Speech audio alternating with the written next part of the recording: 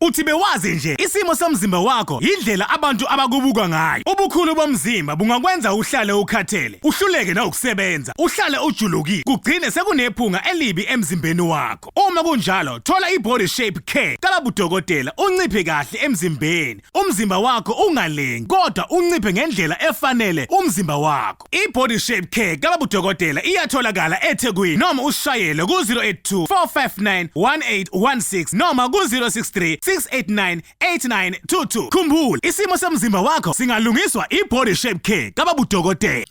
Sibingelele Babu Dokotela babe sizibojabulile ufana namhlanje ekhehla lomlungu. Babu Dokotela namhlanje wenza ivideo usebuilding ekuthiwa iNedbank House Building. Siphethe ke insizwe encane ugcina uza nomsebenzi omuhle namhlanje, umsebenzi wenkosazane, umsebenzi wabantu badala, umsebenzi wokugeza abantu ngenglozi zasemanzini.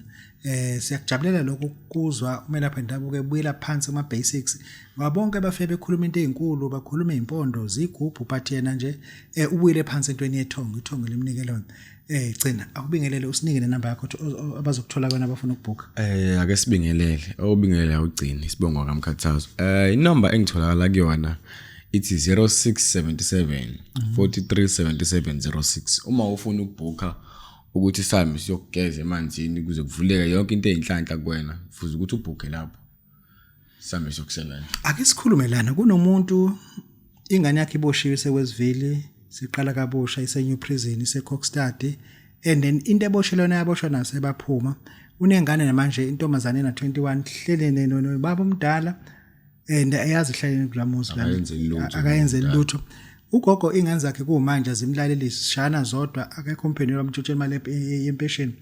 Lento uthi ikuyena uthini gogo, qala ukukhuluma lapha. Lento lena ungayibuka uyithathe kancane mkhulu. Izingane zakho zenza into ongayifundisanga yona. Izingane zakho wayifundisanga ukujonta. Izingane zakho uyifundisanga ukuthi zambe zokipita nabantu abadala. Leyo nto leyo wena usungayibuka mkhulu uyithathe kancane, kanti kufuze ukuthi uze kumina ngikhiphe lento ekuwena ngoba la kusuke kulwa nawe. Balwa nawe kodwa balwa ngendlela ongeke uyiqonde wena, balwa ngawe ngezingane zakho mkhulu.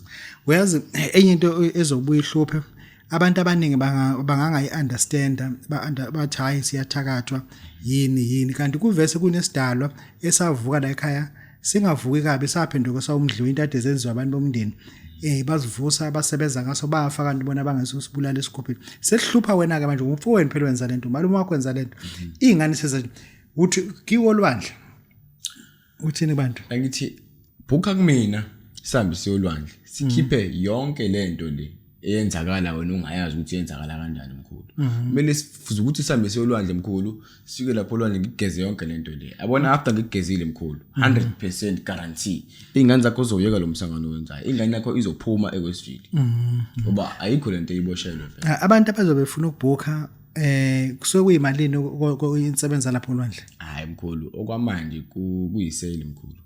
Mkhulu 1.2 nje mkhulu, sigeze umuntu aphuma right.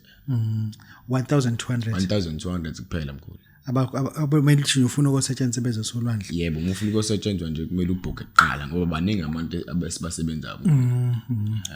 Ake sibhekelana kunabanye abantu abasebenza i-digital marketing baphusha imisebenzi yabo ku social media ngayo indlela. Faka ivideo atwenze ikhaphenshi kuthiwa scam, afaka into ivideo atwenze ukuthi kuthiwa iphara, afaka ivideo kuthiwa saphela abantu. Yonke into ayiphushayo ku social media abantu babona enye into. Uthini kulabo bantu yini obaphathele bona? Mkhulu, ngithi kulabo bantu laba abenza izinto zabo bayidayise ngo social media kodwa ayikho into abayibonayo, akusebenzeki mkhulu. Futhi ukuthi uxhumane nami lento le uyifaka nje kancane emlomeni ukhuluma. Ngiyakutshela mkhulu. Kanti yini lena enza ukuthi mephushe ivideo abantu babonana no? Abantu basuke bengaboni wena, basuke beyibonela nje scam. Kanti kufuze ukuthi nje ugeze kuze abantu bathi babe wenza ivideo babona abantu ukuthi hayi ngempela lento ayishoyo uyayenza. Manje abanye abantu uyithi wenza into bakubone ngathi lento lo yenzayo ayikho lento yenzayo. Ayikho nje. Futhi ukuthi uze kumina ngigeze phume yonke lento le abayibonayo babone into esebenzayo kuwena. Kwakhona abantu abasuke bekhuluma ngokufulelwa kwezindlu, dayiswa kwamaqanda, ukufuya kwengulube. Abanye bephusha umzabalazo wamabhanoyi ke vese la bathi ufake imali uzobona. Fake imali uzobona mkhulu. Khona kunjalo nabo uyafuna ukubasiza uthini bona? Yebo mkhulu. Kufuze ukuthi uze kumina nje ogezele mkhulu. Ukuthi abanye abantu bayithathe kancane lento yokuthi bangageza. unomuntu imswazalo akakazi umjagezo kodwa uyayibona izinto ekhaya ziyabheda izingane ziyaboshwa izingane igibita noma babadala kanti inkinga inaye nje kuphela mkhulu futhi ukuthi nje wena mama wena baba ekhaya woza kumina ngigeze izingane zakho uzoqaqeka ake sibuyele lana sinabantwana abafuna ukungena ebholeni bazama ukudlala ibhola unekhono umntwana uma ufuna ukungena lana ekutheni uma usebenza kwi-community radio station ufuna ukungena kule msakazi emkhulu uthi khona into abaphathele abantwana akusichazele wena kahle khona into engibaphathele wena mkhulu futhi ukuthi uma unengane edlala ibhola ucoach ingane yakho angayibuki ifane nezinye izingane athi mayibuka ingane yakho avela bona uthi bona ngalomfana lo ikude lesiya khona mkhulu uya actor kade waqala uku-actor ama-agency awakuthathi ayibukela nje futhi ukuthi uze kumina ngigeze khona uzothi uyofuna i-agency lapha babona ukuthi hayi ngempela lento lo ifunayo yakwazi ukuyenza hayi lento ukuthi uthi uyofuna uku-actor bavele bayibukele nje CV yakho bayifake emgqomeni ushuthi lento ama-agent ukuthi angabathandisi isikahle abantu indawo ubuthelela ukuthi uvese unethunzi lemnyama ohamba nalo unethunzi lemnyama mkhulu umuntu usimekubheka nje ubheka kanye angamnene abangafuni ukubheka kwesibili futhi ukuthi uxhumane nami mkhulu ngigeza sikhiphe leyo nto mkhulu uqhubeke usebenze kunabantu besilisa okade okabasiza kakhulu ishimane uyisizile laba abawelwa induku basizile abaphethe induku encane basizile elakhe igama lithini njengamanje ongalibhekisa kubona siya ebusika manje na induku egobile ihlazo lento emadodeni njengoba kuzobanda nje ihlazo lo njengoba kuzobanda nje abantu besifazane bazoba mningi ekamelweni futhi ukuthi wena njengendoda njengobaba ekhaya xhumane nami ngikunikele lento lemkhulu umfazi angakhale endini sebe ushaya nje kanye mkhulu umfazi ushone kuyena kwawona nje manje uma ngikunika lento le angifuni lokho anwenza umsangani lokho anogqoka nama-under